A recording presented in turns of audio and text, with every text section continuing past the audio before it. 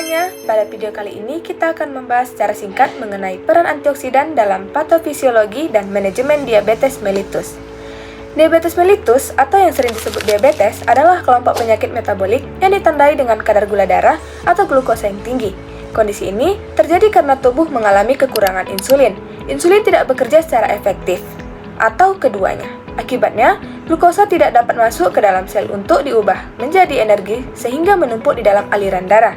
Jika kadar gula darah tinggi dibiarkan dalam waktu yang lama, diabetes dapat menyebabkan berbagai komplikasi serius seperti kerusakan pada jantung, saraf, ginjal, mata, dan pembuluh darah. Bagaimana sih kadar gula darah yang tinggi atau hiperglikemia dapat memicu terbentuknya radikal bebas yang dikenal sebagai reaktif oksigen spesies atau ROS? Saat kadar gula darah meningkat secara terus-menerus, sel-sel tubuh menerima glukosa dalam jumlah yang berlebihan. Glukosa ini kemudian diperoleh di dalam mitokondria, yaitu organel yang berfungsi menghasilkan energi. Namun, karena jumlah glukosa terlalu banyak, rantai transport elektron di mitokondria menjadi bekerja terlalu keras. Akibatnya, sebagian elektron bocor dan bereaksi dengan oksigen, sehingga membentuk ROS, seperti superproksida. Selain itu, hiperglikemia juga mengaktifkan jalur poliol. Dalam jalur ini, sebagian glukosa diubah menjadi sorbitol. Proses tersebut menghabiskan NADPH, yaitu molekul yang sangat dibutuhkan untuk membentuk kembali antioksidan alami tubuh, yaitu glutathione. Ketika kadar glutathione menurun, kemampuan tubuh untuk menetralisir radikal bebas ikut berkurang, sehingga ROS semakin banyak terbentuk. Jika produksi ROS berlangsung terus-menerus, molekul-molekul ini akan menyerang protein, lemak, dan DNA sel. Kerusakan tersebut menyebabkan disfungsi berbagai organ dan menjadi awal munculnya komplikasi diabetes, seperti kerusakan mata atau retinopati, kerusakan ginjal atau nefropati, kerusakan saraf atau neutropati, sehingga penyakit jantung dan pembuluh darah.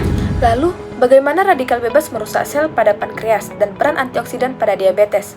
Pada penderita diabetes, radikal bebas atau reaktif oksigen spesies yang berlebihan dapat merusak sel beta pankreas, yaitu sel yang bertugas memproduksi insulin.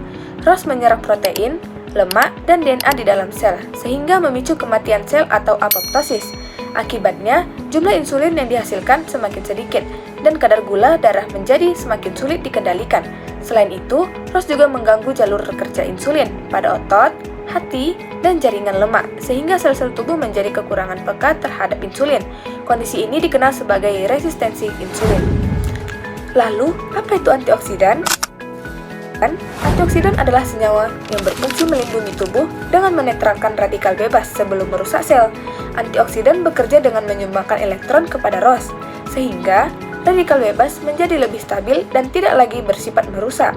Selain itu, antioksidan juga meningkatkan kerja enzim pelindung tubuh seperti superoxide dismutase atau SOD, katalase, dan glutathione peroksidase, sehingga stres oksidatif dapat dikurangi. Dengan demikian, fungsi sel beta pankreas dapat dipertahankan dan sensitivitas insulin menjadi lebih baik. Tahukah Anda bahwa salah satu cara membantu mengendalikan diabetes adalah dengan mencukupi asupan antioksidan? Penelitian menunjukkan bahwa antioksidan mampu mengurangi stres oksidatif akibat radikal bebas yang berperan dalam kerusakan sel beta pankreas dan resistensi insulin.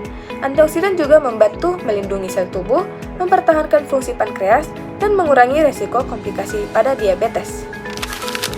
Lalu, dari mana kita mendapatkan antioksidan? Pertama, antioksidan eksogen, yaitu antioksidan yang berasal dari makanan atau suplemen. Contohnya adalah vitamin C, yang banyak terdapat pada jeruk, kiwi, stroberi, brokoli, tomat, dan paprika. Vitamin C bekerja dengan menyumbangkan elektron kepada radikal bebas sehingga menjadi stabil dan tidak lagi merusak sel. Penelitian juga menunjukkan bahwa vitamin C dapat membantu memperbaiki kontrol gula darah dan menurunkan kadar HbA1c pada penderita diabetes. Selanjutnya, ada juga vitamin E yang banyak ditemukan pada almond, biji bunga matahari, minyak gandum, bayam, dan brokoli. Vitamin E membantu melindungi membran sel dari kerusakan akibat oksidasi, meningkatkan fungsi sel beta pankreas, serta mendukung kerja insulin sehingga metabolisme glukosa menjadi lebih baik. Selain itu, terdapat flavonoid dan polyphenol yang banyak terdapat pada teh hijau, apel, anggur, buah beri, bawang, dan berbagai sayuran. Senyawa ini mampu menekankan pembentukan radikal bebas, mengurangi peradangan, memperbaiki sensitivitas insulin, dan membantu menjaga kadar gula darah tetap stabil. Sebagai penutup, perlu kita ingat bahwa diabetes bukan hanya tentang tingginya kadar gula darah, tetapi juga tentang bagaimana gula darah yang tidak terkontrol dapat memicu stres oksidatif dan merusak berbagai organ tubuh.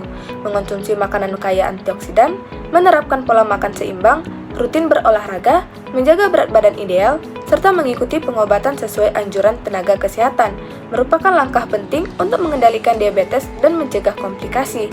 Mulailah dari perubahan kecil setiap hari, karena kebiasaan sehat yang dilakukan secara konsisten akan memberikan manfaat besar bagi kesehatan di masa depan nanti. Terima kasih telah menonton, jangan lupa like, komen, dan subscribe agar semakin banyak informasi kesehatan berbagai ilmiah dan berbasis ilmiah yang bisa kita pelajari bersama. Sampai jumpa di video berikutnya.